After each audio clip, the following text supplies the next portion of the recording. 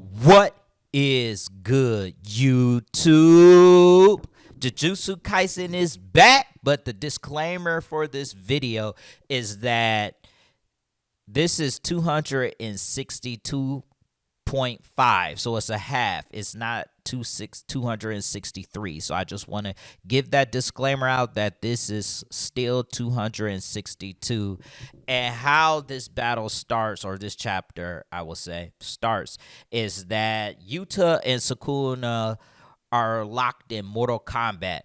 This battle will be decided in 3 minutes, where Yuta slams Sukuna to the ground, then proceeds to kick him after slamming him to the ground. We then learn that Yuta is unable to use any other curse technique other than Gojo's Limitless right now. He also noticed that since the time Sukuna lost his left arms, he cannot use his world-cutting slashes. Yuta believes that Sukuna doesn't have any other way to overcome Limitless other than domain amplification right now. Yuta believes that he has the advantage right now, which kind of makes sense in a way because he's fighting with only his right arms. And then Yuta lifts Sukuna up, kicks him away, and then lands a punch on Sukuna's head.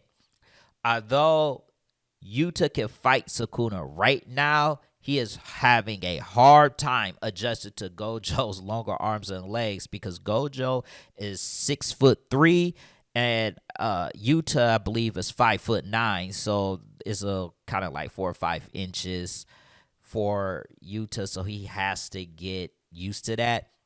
And Yuta knows that he cannot master the Limitless with just one swap training because him and Gojo swapped, and obviously he still can't master it, and he has a full understanding on why the 6 eyes is needed for the Limitless technique.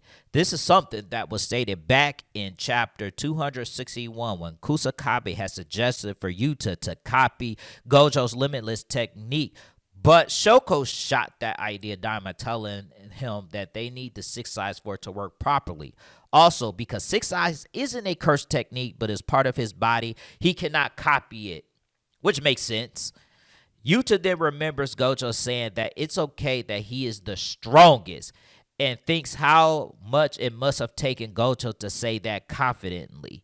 This also answers the question that Suguro Geto proposed to Gojo. Are you the strongest because you're Satoru Gojo, or are you Satoru Gojo because you're the strongest? The answer is he's the strongest because he is Satoru Gojo. Through hard work and training, Satoru was able to master the Limitless technique, which is stated to be hard to master. Gojo was the only one to fully bring out the full potential of the Limitless technique because Megumi has stated that at one point there was a 6 eyes user and a 10 shadows curse technique user, and they both killed each other, and we know that Gojo was able to kill Magaraga capable of killing Magaraga with one shot, but this 6 eye user was not able to do it, and Magaraga was untamed at the time.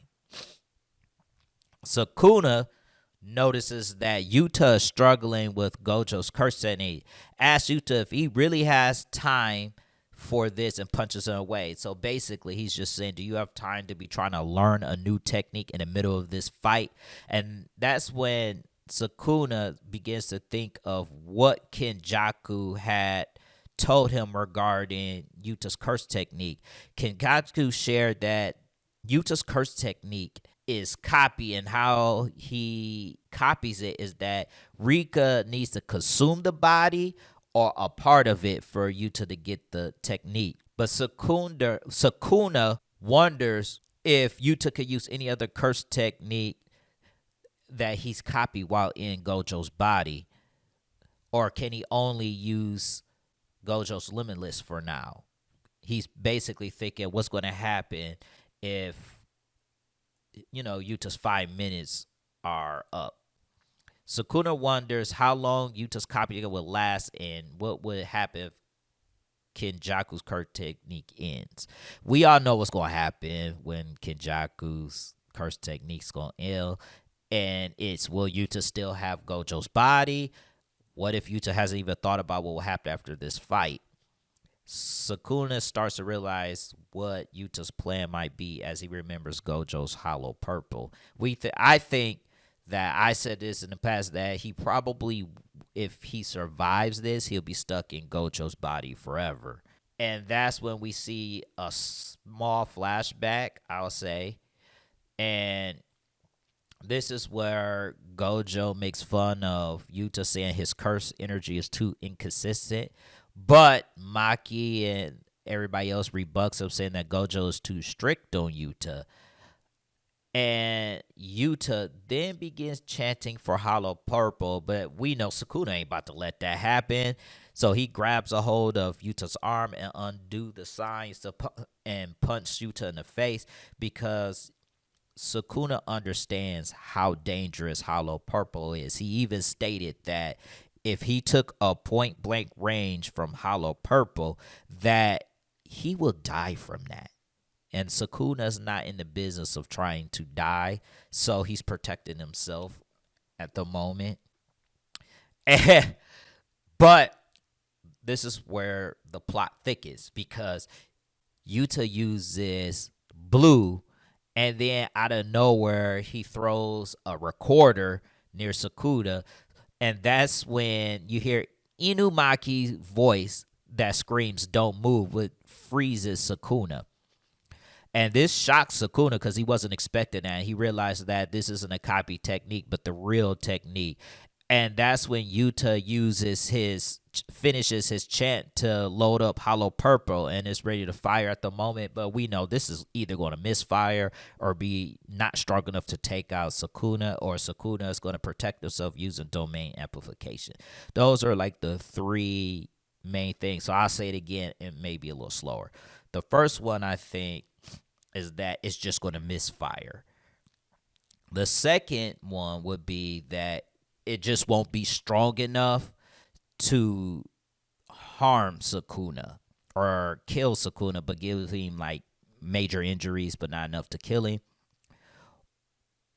Or the third one of his, using Hollow Purple, is that Sukuna will be able to defend himself using domain amplification. Even though he can't move, I think he has domain amplification activated, or he's going to use another binding vow where he's going to put all his energy to protect himself from Hollow Purple, something that Toto has done. But we'll see. Let me know what you think in the comment section below. If you enjoy these videos, just hit the like button, and don't forget to subscribe to the channel.